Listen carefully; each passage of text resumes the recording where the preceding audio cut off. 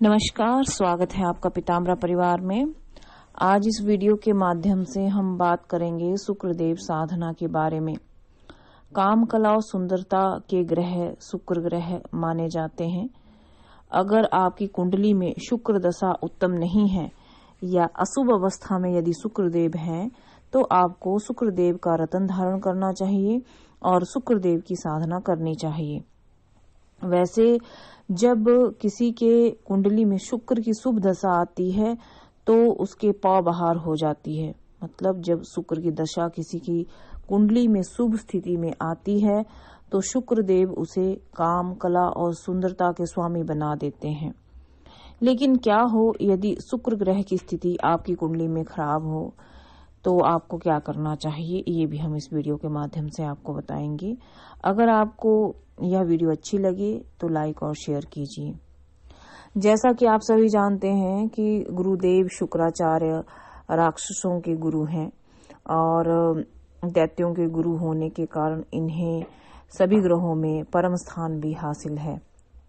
जैसे देवताओं के गुरु श्री बृहस्पति जी हुए, उसी तरह दैत्यों के गुरु शुक्राचार्य जी हुए। शुक्राचार्य के प्रताप के कारण ही दैत्य अजर अमर रहे हैं, क्योंकि दैत्य अपने गुरु की छत्र छाया में बड़े बड़े युद्ध जीतते आए हैं, बड़े बड़े आक्रमण देवताओं पर करते आए हैं। एक बार की कथा भी है कि जब सभी दैत्य जाति विनाश की ओर थी, उसी समय शुक्रदेव ने भगवान शिव की साधना करके मृत संजीवनी विद्या को हासिल किया था तथा उस विद्या के बल पर उन्होंने सभी दैत्यों को पुनर्जीवित कर दिया था। आप ये मत जानिए कि शुक्र जो हैं वो दैत्यों के गुरु हैं तो हमें इनकी साधना आराधना नहीं करनी चाहिए। अगर आपकी कुंडली में शुक्रदेव की ग्रह स्थिति खराब है तो आप जान लीजिए कि आपके जीवन में हर चीज की कमी होगी।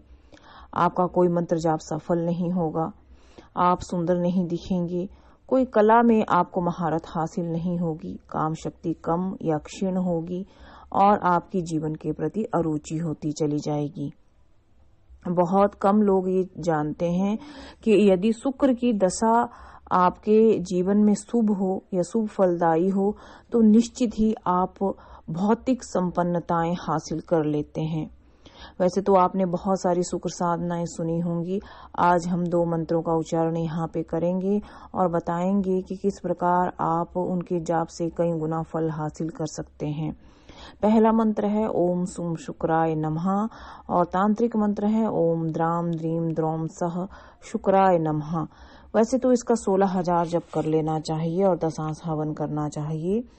इसमें जो दशांश हवन है उसका एक विशेष विधान है, वो भी हम आपको बताएंगे कि किस विशेष विधान के साथ आपको हवन करना चाहिए।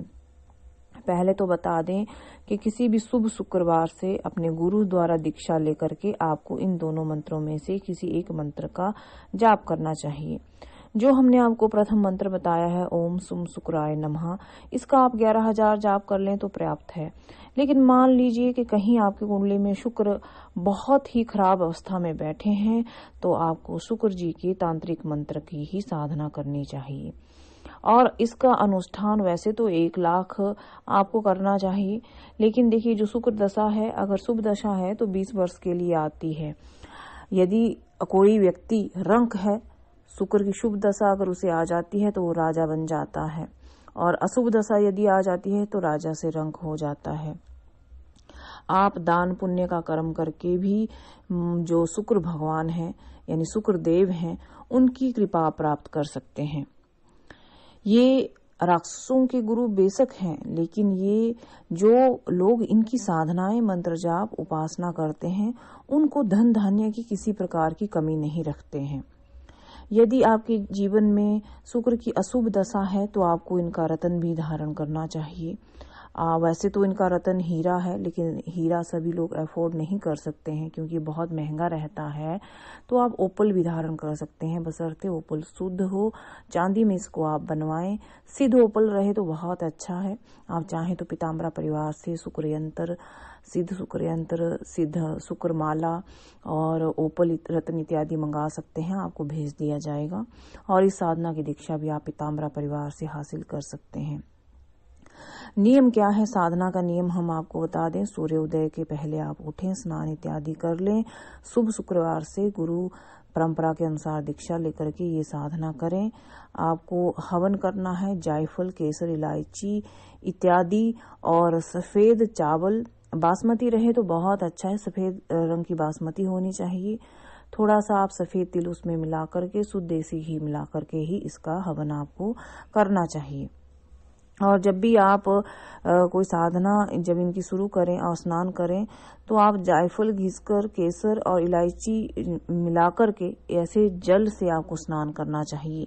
याद रखें कि कई बार लोग ये भ्रम में रहते हैं कि जो गुरु शुक्राचार्य हैं वो दैत्यों के गुरु हैं, तो वो अशुद्धता की अवस्था को पसंद करेंगे। ये बिल्कुल भी नहीं है, कतई भी नहीं है। यदि आपके जीवन में शुक्र दशा चल रही है या शुक्र जी किसी अच्छी अवस्था में नहीं है आपकी कुंडली में, तो आपको डेली स्नान करना चाहिए। दिन में कम से कम 2 बार आपको स्नान करना चाहिए। शुद्धता का ध्यान रखना चाहिए। सफेद वस्तुओं का अधिक से अधिक इस्तेमाल करना चाहिए।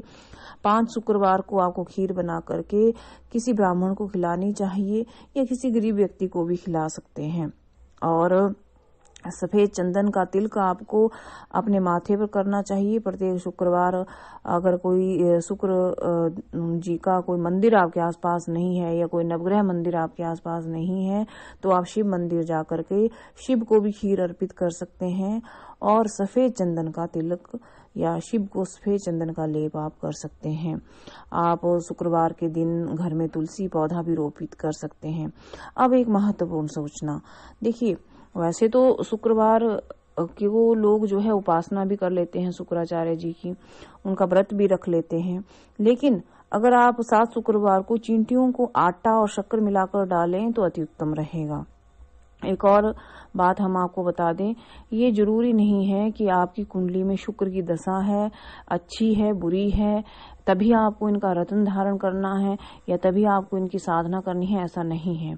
यदि आपके जीवन में धन का अभाव है, काम शक्ति का अभाव है, सुंदरता का अभाव है, आप तब भी शुक्राचार्य जी की साधना शुक्रदेव की कृपा के लिए कर सकते हैं।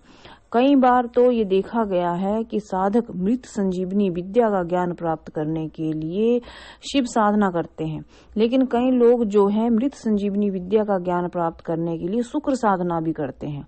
और आप जानते ही होंगे कि मृत संजीवनी विद्या सबसे पहले शुक्राचार्य जी ने सबसे पहले भोले शंकर जी से सीखी थी। तो लोग मृत संजीवनी का ज्ञान हासिल करने के लिए, शुक्र की कृपा के लिए, धन धान्य के लिए और अपने जीवन में खुशहाली के लिए भी आप ये साधना कर सकते हैं। जरूरी नहीं है कि शुक्र की दशा अच्छी नहीं है तभी करना है।